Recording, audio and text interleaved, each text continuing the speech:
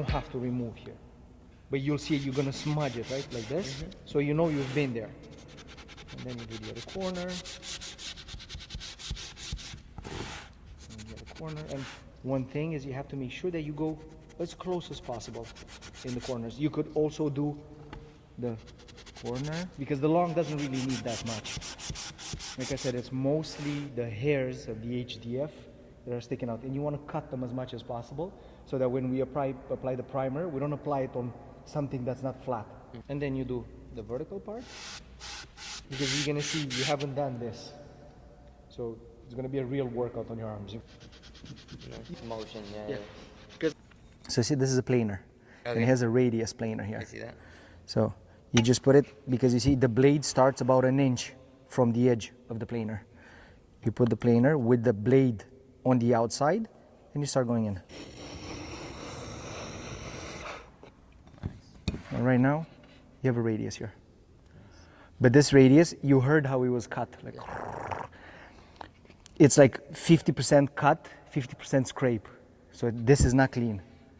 It's a little bit rough. If you apply primer on this, it's going to be like a little saw blade, like for a jigsaw. Okay. So once you do all of them, so I'll do it real quick. So like this. So once they're all done, you need to sand them just a little bit. But you need to do this rounding after you have sanded the edges. So try to start here, and you see this stays flat. Yes. And this stays flat on the edge. Don't go like curved or force it, or just simple. And once you've done that, just the radius, because the edge has been done, surface has been done. 3 passes. You can do 1, 2, 3. That's it. You don't need more than that. First, I'm gonna mark it, so that we know exactly what we've sanded, what we haven't. And again, a simple pencil mark is going to do the trick. To this day, if I have to sand a full job, I'm going to do this. Because sometimes there's something else happening and you have to leave and come back. You're going to forget what you've sanded, what you didn't. But if you have the pencil mark, you'll always see it. When you're sanding the panel, for example, when you don't see the pencil mark anymore, it means that the sanding is done. You don't need to sand any more than that.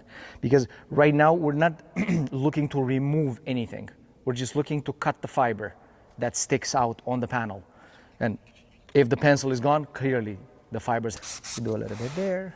But you want the sandpaper basically to follow the shape of the little detail, yeah.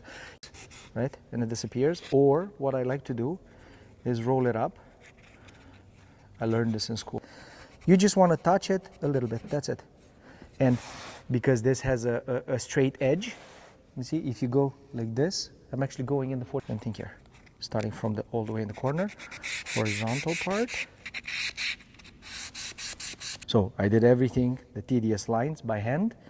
Now I'm going to do the edges.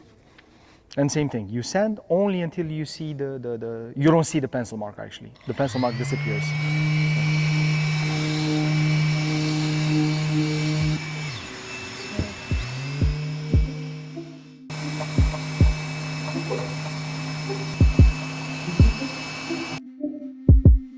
Does it make sense why I want you to do this, or why I do it?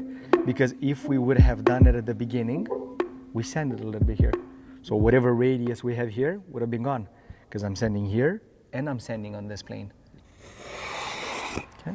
If somehow you miss the corner, you can go over it and just cut whatever hasn't been cut. Don't try, if you see it when you lift like this, don't try to round it with the sandpaper, because you're not going to do the same thing, the same radius. Okay?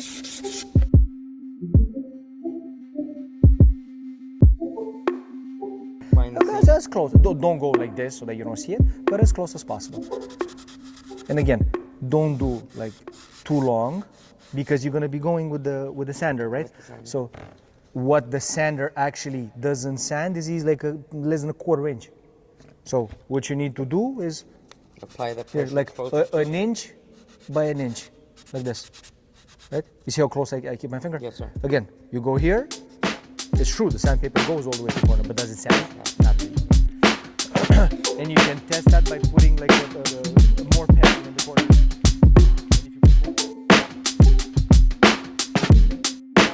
If you go with the sander. Okay. If you have to sand something that you might cut through because of the how thin the surface is, you know, you can slow this down. You see when it blinks red, it means that it's slowed down. Now it's at minimum. So if it's this slow, you could do it.